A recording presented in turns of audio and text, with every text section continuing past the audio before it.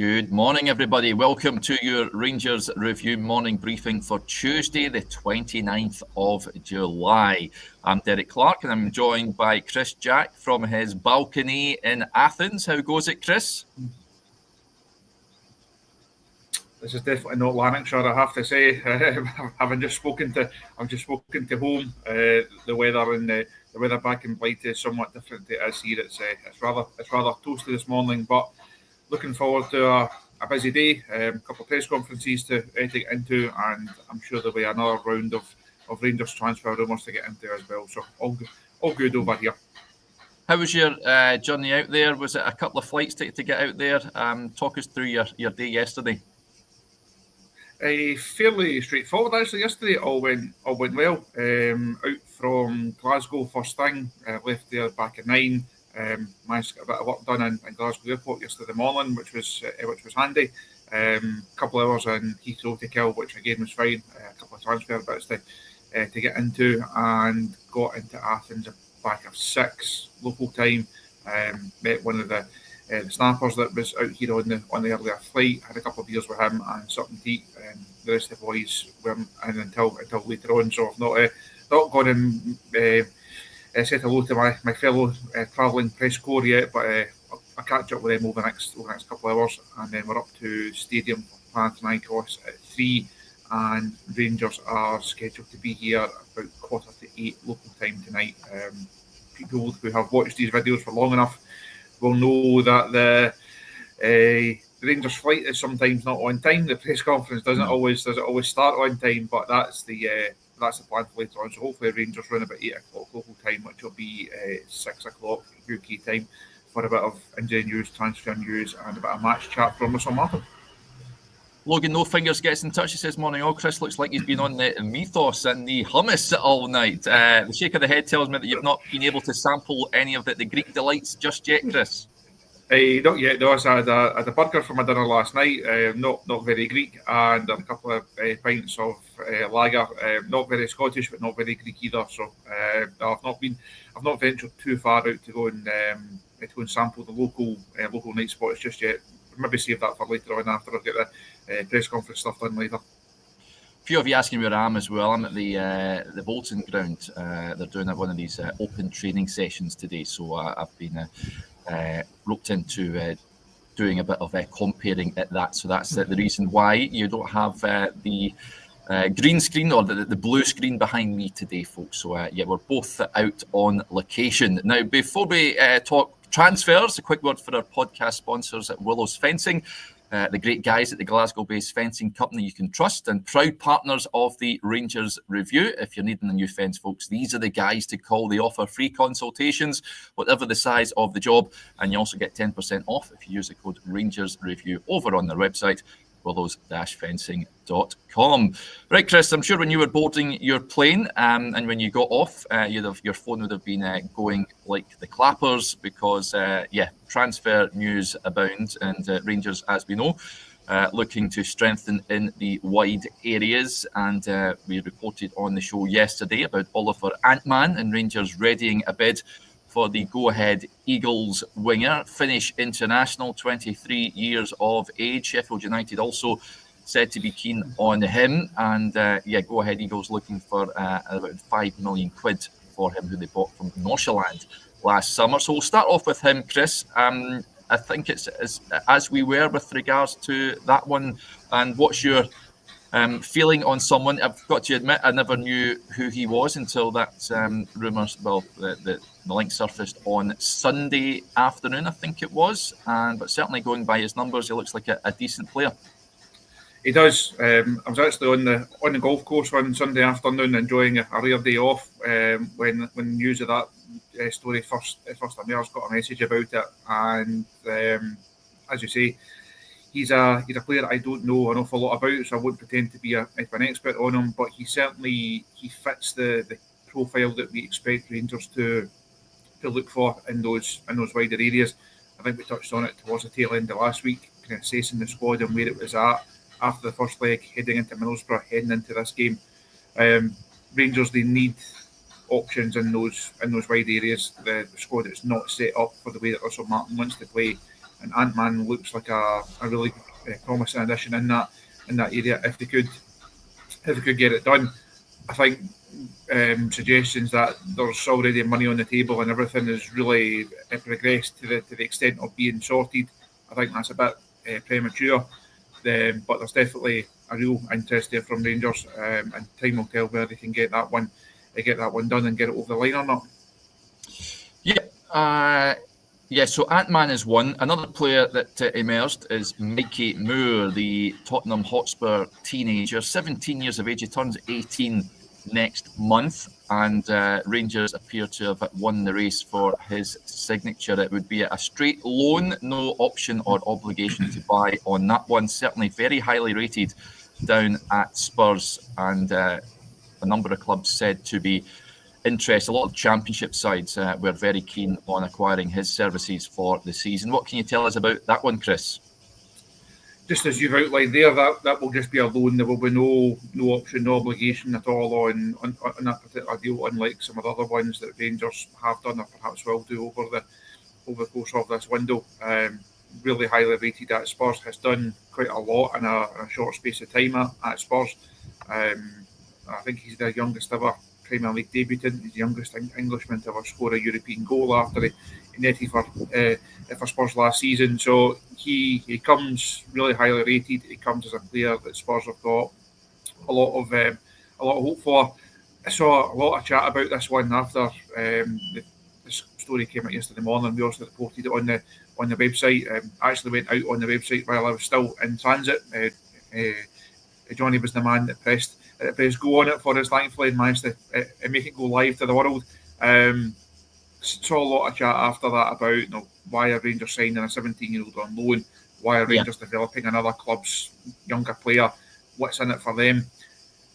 What's in it for them is they get a very good player, and if he can help Rangers be successful, if he can help Rangers potentially win the league, qualify for the Champions League, then it pays off. I think when you talk about this player trading model and the work that has to be done once again to rebuild the squad, not every single player has to be signed for 2 million, potentially sold for 20. Not every player has to be a loan that's got an option on it. Not every player has to be an experienced one. You do have to have a mix of signings, a mix of players in the squad. I do get the point of, if he comes in, does that then block Finlay Curtis? What does that mean for Oscar Cortez? What does it mean for other potential youth players? What does it mean for other signings? Ultimately, you want as many good players within a squad as possible, and I think Moore would be a good addition. A lot of interest from the Championship, and if Rangers can get this one done, I think he'd be a good addition to this squad. Yep, lots of comments come in with regards to that. Bluebells are blue, not a fan. It says loaning in a youth player for me makes absolutely no sense. Listen, by all accounts, we're going to get a Spurs podcaster on at some point to give us a bit of insight into him. But as I touched on there, highly rated down there. But I get people's view on it. Rangers have loaned youngsters from some of the top clubs in England before, and it's not entirely worked out for many, it's fair to say. But this boy, a real talent, the people that you speak to. So an interesting one to keep an eye on. Whether he can do the business for Rangers is another thing. But interesting nonetheless. I think those are two wingers that have been linked. Of course, Rak-Saki is another one. Rangers have been credited with a real interest in as well. I've seen, obviously, we did a few vox pops outside Ibrox over the weekend, Chris, and one supporter said that with the players that have been coming in, he thinks the squad lacks a bit of experience in there as well. Do you think that's a fair comment? Does the squad for you need some older pros, older heads in there? I don't think it would be a bad thing, but you do have guys in the group that have been over the course and distance and that know what it's all about. Or Jack Butland, for example, James Tavernier, no one more experienced than him. So it's not a case of it's a squad of 21-year-old guys who have done nothing in the game. John Suter falls into that category. Max Aarons is not exactly a kid. Middle of the pitch. Baskin has been around and has some good experience both domestically and a European sense. Same with Mohamed Diomande. So it's not a case of it's a squad built of 18, 19, 20-year-olds. I think the other area that people will be looking at is a more experienced centre half, a more naturally left-sided one. It would potentially be a good addition to this squad as well. I think we still have to remember it's still relatively early in this process. Rangers have done a lot of business so far. I think they've done some good business so far.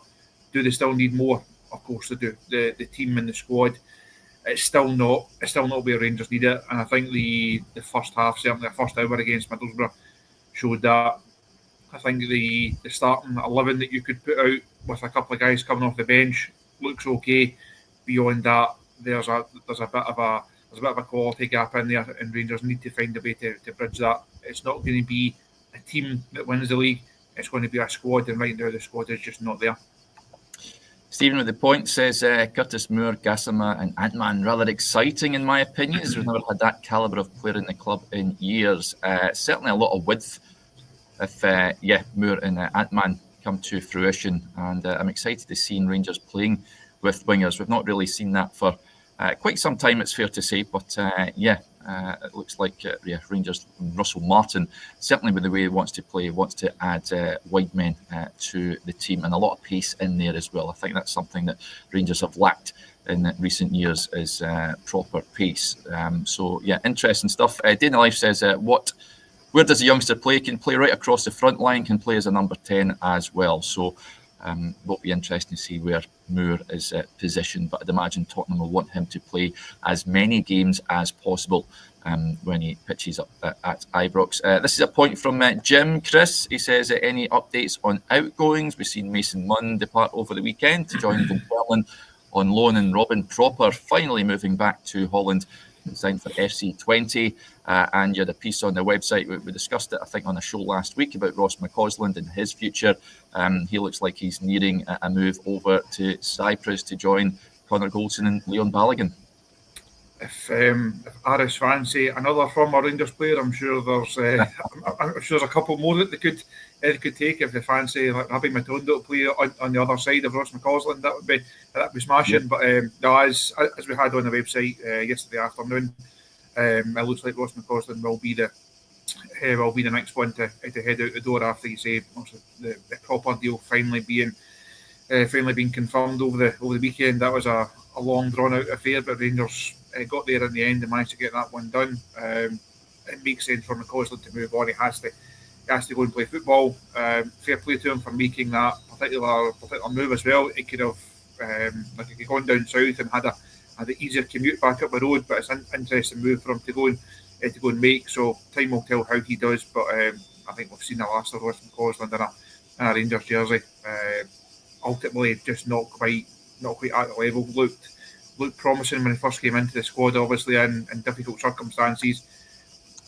Was probably given that contract a wee bit ahead of time before they'd really proven himself and really established himself. But he's lived the dream, if you like. Now he's fulfilled what he would have set out to.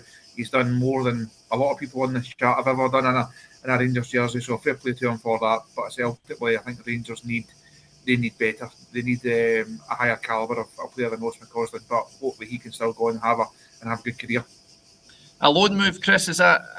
I mean, you meant I can't see him working out for him at Rangers, but he's surprised at that it's just a loan and not a permanent transfer. I think it just depends on Aris' situation and what they can afford and what they can look to do. It's not a loan. You mentioned Mason Munn earlier on. It's not that type of loan deal. It's not a development loan deal. It's not a case of he's going to go there and play 30, 40 games and really impress and then try and get himself into the Rangers squad next season like Mason Munn could do. But the situation with McCausland, it's a loan, but I say he will not be back at Rangers. He will not be a Rangers player again. He will either sign for Aris permanently, maybe and then move on elsewhere. But it's been made clear that he's not in the manager's plans heading forward. Yeah, lots of comments coming in about, of course, Rangers are, they're training right now, and eagle-eyed folks on Sky have noticed there's a couple of omissions from there. Andrew Gill says just been on Sky that no Agard or Eigaman training. So, yeah, Russell Martin was hopeful that the pair of them would be available for that game, hence why they weren't risked against Middlesbrough at the weekend. Would be a blow, Chris. Of course, Agard wasn't part of the squad in the first leg, but having no Hamza Eigaman available would be certainly a blow heading into this one if he isn't available. Hopefully that's Russell Martin mind games early on in a Tuesday morning. It would be a blow. He was asked about them both after the game at the weekend and outlined both of their respective situations. He did seem confident that both would make it, so it's maybe just a case of don't do too much. Hopefully they managed to get some training time done either yesterday before the cameras were in, or maybe doing their own individual sessions away from the group. If they are, the chances of them starting look slim, you would have to say. Ideally they're both in the squad, but you don't want to rush them. There's no, yes, it's a big game on Wednesday night. Obviously Rangers have to win it, but you don't want to do either player any undue harm. You don't want to risk them. So hopefully they are just going through their own individual programs, own individual sessions together. We'll get an update from Russell Martin later on. I don't think you'll get him saying both of them will definitely start.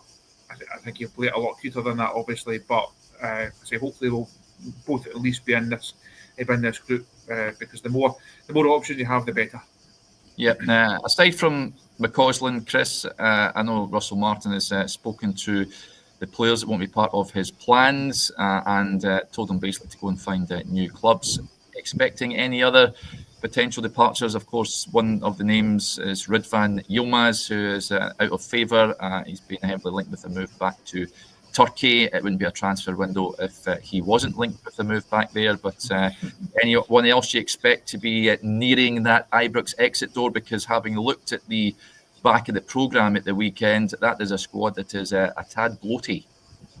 I think Ridvan was linked with a move back to Turkey before he'd even signed for Rangers.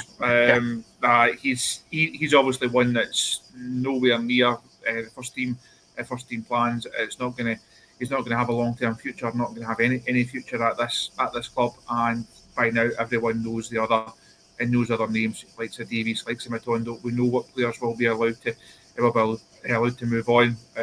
Russell Martin was asked about it at the weekend, and basically said he's just waiting for his phone to ring from Kevin Thelwell to say that's that one done. We've managed to do a deal. That's not the manager's priority right now. That's not what he's going to focus his time on. He will just leave that to the recruitment department and to Kevin Thelwell to get these players out the door. It has to happen. Now, we had a piece on the site yesterday morning looking at the depth of the squad, where it's strong, where it's weak, where it's a bit more lopsided. There's a number of players on that list, even outside of those ones like Cifuentes and Dowell, that you can throw in there as well. Even outside those ones, there's other ones that could potentially move on as well. So there's still a bit of time, but the clock is ticking on that. Rangers don't want to carry a squad of the size that it is. At some point, these players have to move on, and fingers crossed they can complete that process sooner rather than later, because it makes no sense in football or financial terms to have this size of group on your books. It's a problem, though. I spoke about it on the Q&A show yesterday on the Extra channel. Guys are on really good wages at Rangers, and why should they depart to join another club on wages that doesn't match what they're on at Ibrox? I get that you want to be playing games, but if your employer wanted you out the door, why should you take a pay cut if you don't want to? So it's a tricky one for Rangers that they find themselves in at this moment in time. But slightly left field with that look ahead to tomorrow's game. Bluebells are blue with a point here, Chris. I don't know if you've seen this. Any truth in the reports that wildfires in Greece could impact the game? I don't know if you've seen any of that. I've not seen any of that myself. I've not been paying much attention to the climate over there and any wildfires. Have you seen any of that on your travels?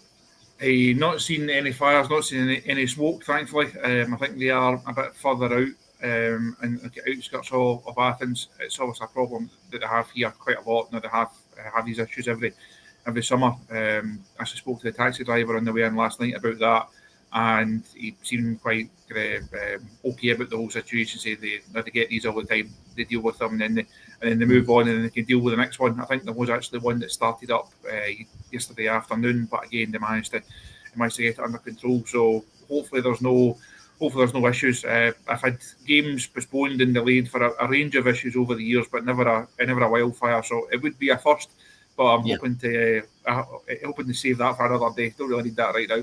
No. The game, of course, tomorrow kicks off at 7 p.m. UK time. So I'd imagine that's 9 p.m. where you are, Chris. Yes, you'd like to think that it's slightly cooler at that point, because during the day it'll be a tad energy sapping.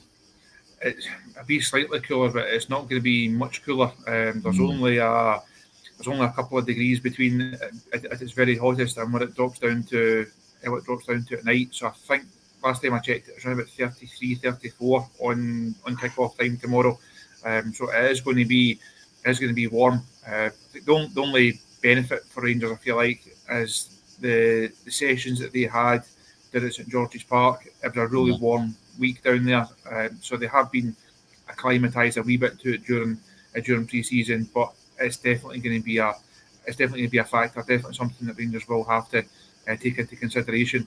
I don't know if they'll do like mandatory stops or drinks breaks. I've also seen that in previous when the temperature gets that high.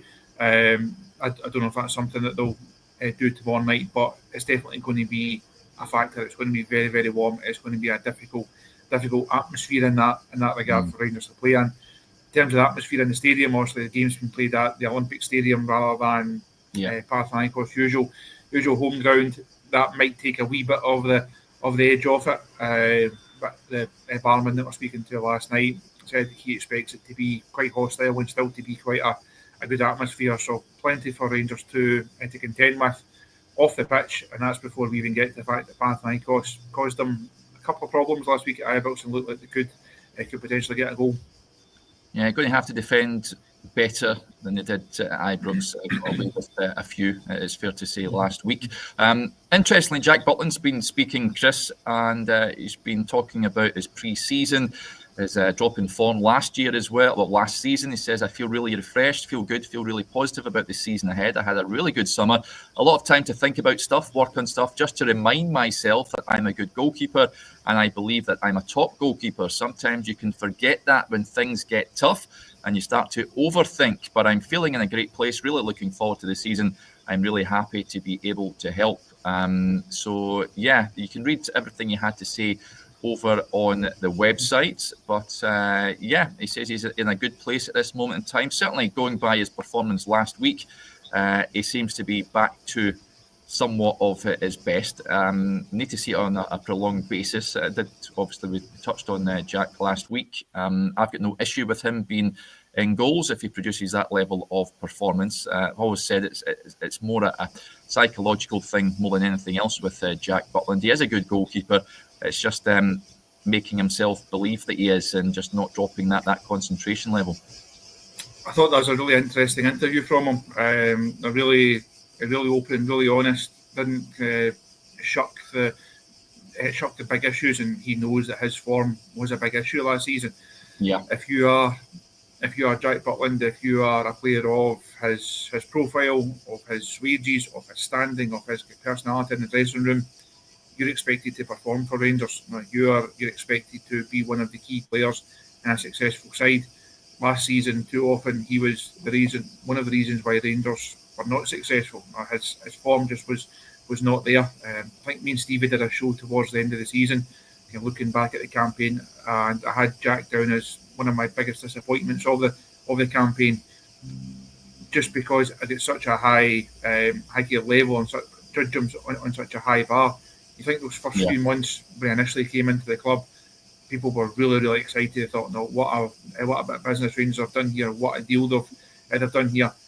And since then, it's just slowly and steadily unravelled and got worse and worse. Last season, obviously, got to the stage where he had to be taken out of the side his own good and for Rangers' own good as well.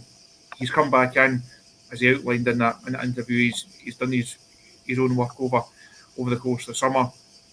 A lot of debate about whether his style suit Russell Martin style of football. Is he the ideal guy that Russell would have as his Rangers number one? Time will tell. We'll see if Rangers actually go back into the market or not.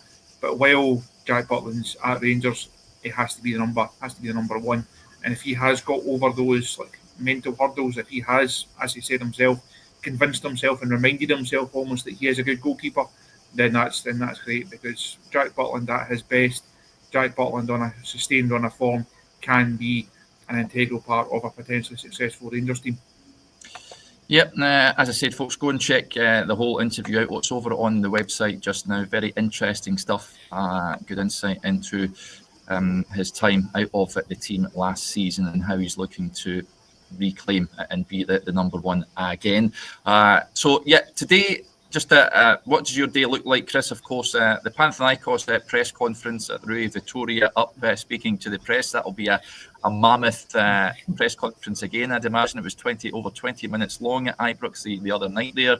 And then we've got Rangers, as you said, hopefully, fingers crossed, all being well. We'll speak to Russell Martin at 7:45 local time, so 5:45 UK time, folks, all being well. But are you going to have a chat with Rui Vitoria? Is it at the Olympic Stadium near where you are at the moment, Chris? It's not that far, only 10 minutes or so in a taxi. I think on another day, in another climate, in another city, it probably is walkable. Today it's probably not. I think if were to decide to walk it, it'd be a rather hot and sweaty Scottish press pack that'd be turning up at the front door of the Olympic Stadium. So we'll get a couple of taxis up there later on, and I say 3 o'clock for the Panathinaikos press conference. Interesting last night, I saw the right back that was sent off at Ibrox. I think it was at Porto. He was certainly moving on. So we'll see.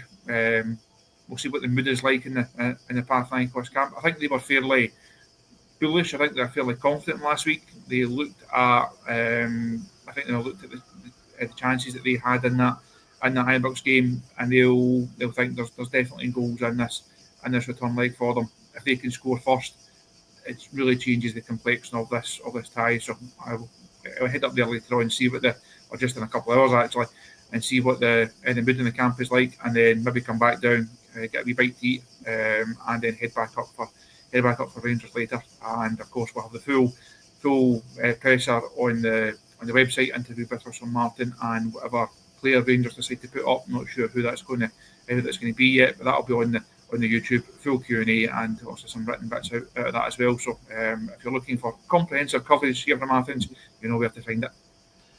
Before you go, if you're Russell Martin, Chris, are you making any changes for the game tomorrow night? Are you bringing in Gassama maybe for Kieran Dowell? Any other alterations would you be thinking about? I think that's probably the only one, given the Eigaman and Asgard situations.